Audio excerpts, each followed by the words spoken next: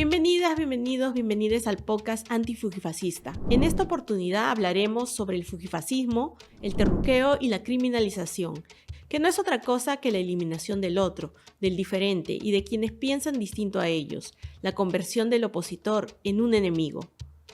¿Cómo el fujifascismo construye un enemigo? ¿Cómo podríamos relacionar al fujifascismo con el terruqueo? Bueno, lo primero tendríamos que entenderlo dentro de un contexto global. Hay un avance generalizado en el mundo y también en América Latina, con menos peso, pero también en América Latina, de lo que denominamos el neofascismo. Y que eso se ha venido expresando con triunfos políticos que se han venido dando particularmente en Europa. Meloni va a la cabeza, digamos, ella gana la campaña con la imagen de Mussolini. No nos olvidemos de cosas así tan dramáticas que tendrían que ser penadas por ley porque es una forma de apología al terrorismo, ¿no? De ahí su vinculación. Es decir, nosotros hemos tenido un régimen que ingresa como una democracia el año 90, en donde hay un voto popular contra Vargas Llosa. Eso logra, digamos, que el fujimorismo se coloque, pero no nos olvidemos que inmediatamente da un golpe de Estado, da un fujichoc, cambia de política y de plan de gobierno y endurece su política que luego la constitucionaliza. Es decir, la Constitución ha permitido la reversión de lo que fue, digamos, la Constitución del 79 y ahí vamos a encontrar el vínculo. Este sector se endurece y efectivamente hoy día es parte de los sectores conservadores, parte de los sectores antigénero, antiderechos. Recordemos que están en mayoría en el Congreso, que son parte de una coalición mafiosa, corrupta y por supuesto que tenemos que decir conservadora, retardataria y que están a la cabeza también de la Comisión de Constitución, lo cual le permite hacer modificaciones como la propia ley del terruqueo urbano. Para ellos, si tú no piensas igual que Keiko, que Fuerza Popular, te terruquean. Si no piensas como ellos, te ponen un cartelito, te terruquean, o de terruco o de corrupto. En las propias palabras de Kenji Fujimori se describe la ideología fujifascista. Así lo explicaba en una entrevista donde revelaba cómo el fujimorismo operaba para deslegitimar a su oponente. Pues parecería definitivamente que el fujimorismo tiene su ADN, hay unos componentes fascistas, ¿no? Porque siempre sus estrategias a partir del 92 en adelante han devenido en el uso de este tipo de mecanismos, ¿no? Es parte de una forma de hacer política. Incluso lo hemos visto como, aún no ganando las elecciones, pueden, ¿no? Controlar parlamentos, controlar gobiernos y de esa manera también instalar este tipo de prácticas y generarle un marco legislativo adecuado para estas prácticas, ¿no? Definitivamente lo suyo es el control, el pensamiento único. Les cuesta mucho, digamos, el debate político diverso y la disidencia, la divergencia de las distintas voces, ¿no? Que son más bien la garantía dentro de una democracia. El terruqueo no es un fenómeno nuevo, su acción legal ya existía desde hace 40 años y ahora convertida en una herramienta social para deslegitimar y criminalizar toda lucha popular.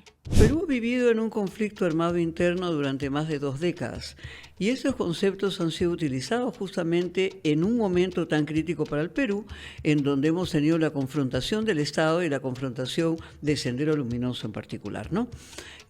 Y la lógica que ha aplicado Dina Boluarte con Otárola a la cabeza desde el inicio de este gobierno fue una estrategia contrainsurgente, como si estuviéramos en una lógica de guerra. Y por lo tanto, en la medida que se nos tipificaba como terrucos, como asusadores, como violentistas, como gente, digamos, a quienes no se les reconocía o no se nos reconocía el legítimo derecho a la protesta social, ¿no?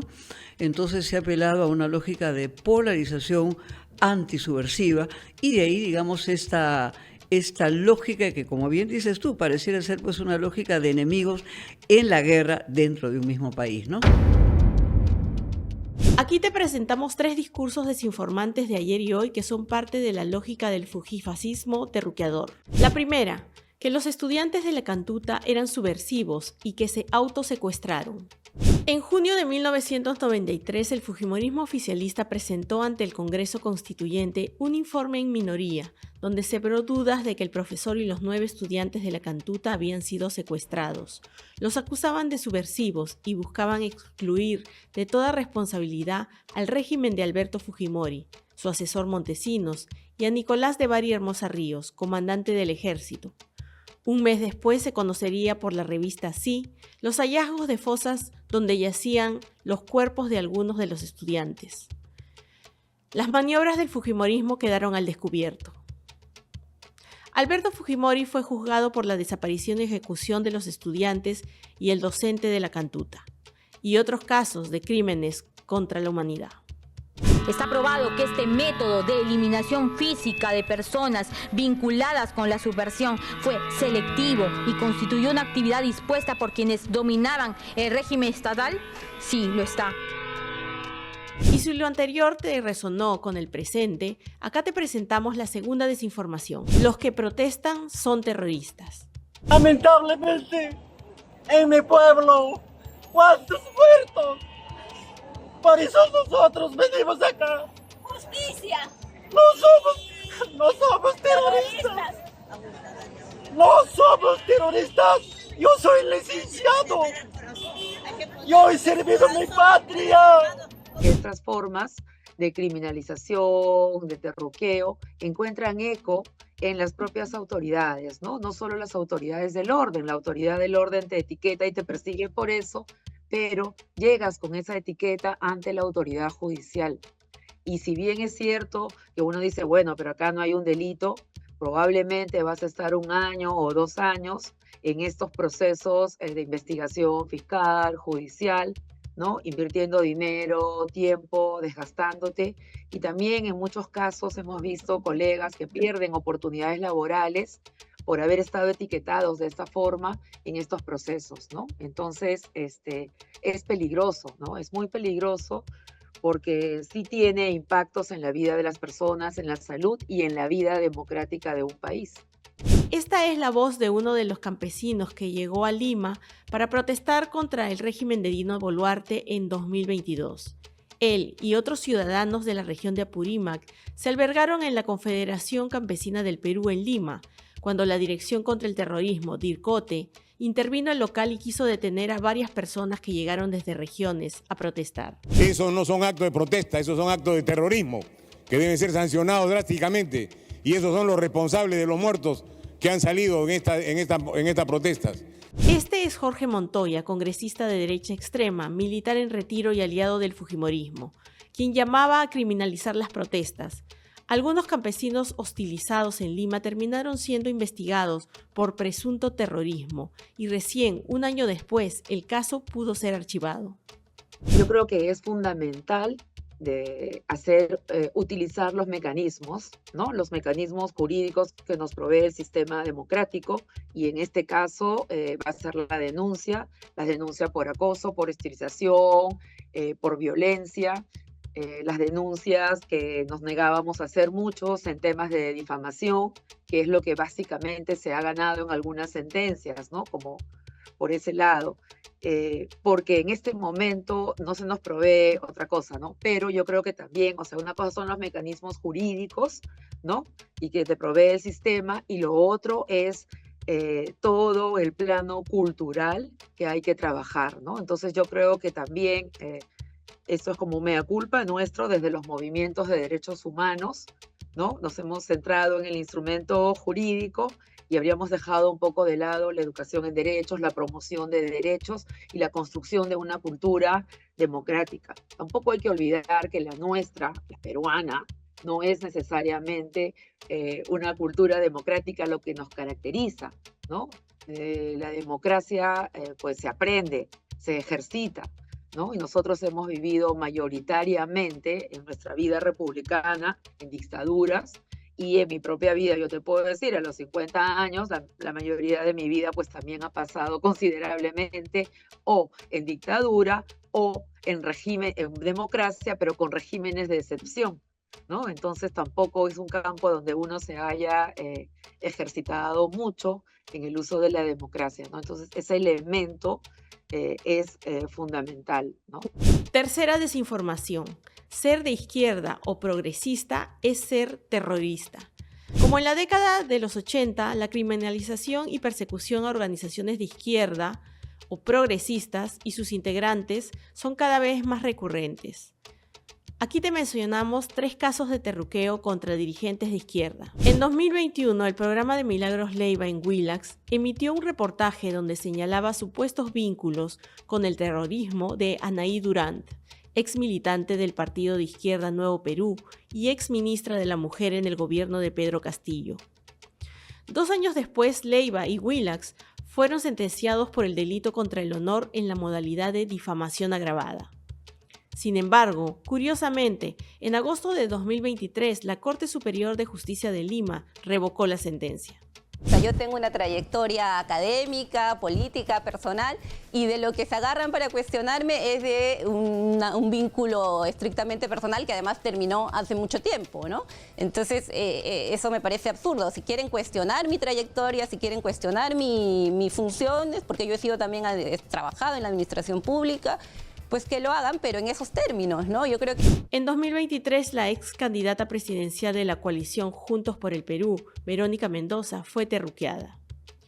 Aunque el terruqueo contra ella es constante, en una oportunidad fue Marta Moyano, congresista fujimorista, quien insinuó que tuviera lazos con la subversión al calificar la toma de Lima como la marcha de las 2B, en alusión a Verónica Mendoza y la camarada Vilma. Esta última, identificada como vocera del grupo armado de los hermanos Quispe Palomino, organización criminal vinculada al narcotráfico y asentada en el Brain. Señalaron que es la marcha de la W. Bueno, he señalado la marcha de la W porque ustedes deben haber visto un Twitter de la señora Verónica que ha convocado a la marcha.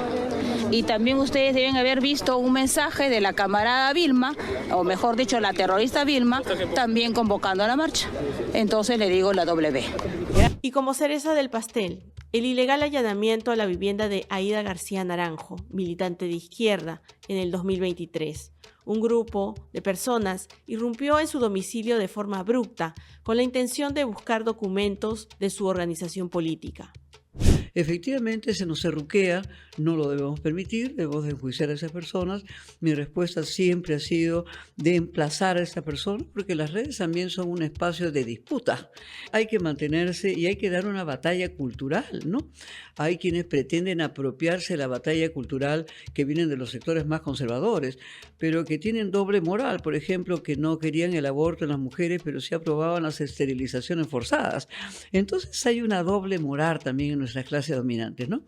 Mi casa se intervino justamente hace un año.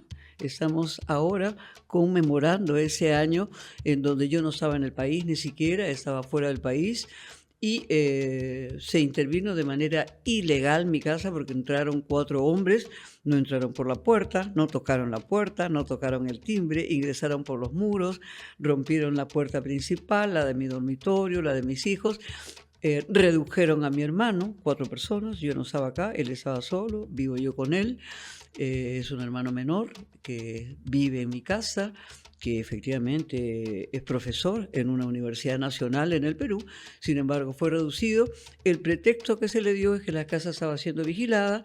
Hace 2 meses no teníamos una orden judicial, no había una orden de la fiscalía, no había una orden policial, no hubo papeles de por medio y sin embargo la casa fue revuelta completamente y por supuesto han ido a revisar hasta mis entrañas, porque efectivamente se ingresó a mi dormitorio. Antiguamente las mujeres teníamos las costumbres hasta de guardar el ombliguito de nuestros hijos, porque se decía pues que eso era una célula madre. Y así se nos educó, y estoy hablando pues de haber sido madre hace muchos años, ¿no? Mi hija mayor tiene 40 años.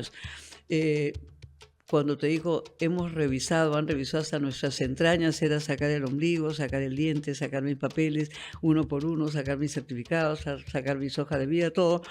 No robaron, porque yo no podía decir que estábamos ante una situación de robo. Estuvimos ante un escenario de amedrentamiento, porque efectivamente en estos tiempos conservadores, en estos tiempos oscuros, se apela al miedo. El poder que tienen las fuerzas dominantes es hacernos sentir miedo. Pero yo quiero decir de manera pública, si no tenemos miedo, ellos ya no tienen poder. Así que nosotros tenemos que evitar ese miedo, construir efectivamente, digamos, una vida en base al ejercicio pleno de derechos efectivos, como decimos las mujeres, ¿no? No derechos literales, no derechos nominales, porque hay mucha brecha entre lo que se dice y lo que se hace, en lo que se escribe y lo que se cumple. En síntesis, la lógica del fujifascismo es: si protestas contra el régimen político, eres terrorista. Si protestas contra el modelo de desarrollo, eres terrorista. Si protestas contra la constitución fujimorista, eres también terrorista. Hay una frase pues muy importante que dice que sin luchas no hay victorias, y otra más importante aún que ha transitado todo nuestro continente, que cuando la mujer entra a la política, la mujer cambia. Pero hay una más importante aún, que cuando muchas mujeres entramos a la política, más bien la que cambia es la política. Así que tenemos que cambiar las reglas y tenemos que cambiar la política, tenemos que afirmarnos en ella. No tenemos que tener miedo y tenemos que afirmarnos en empoderarnos y afirmando efectivamente que tenemos iguales derechos ante la ley y que hay que hacerlos cumplir, ¿no? Este fue el podcast antifujifascista con el episodio Fujifascismo, terruqueo y criminalización. Este podcast es una producción de laindómita.p.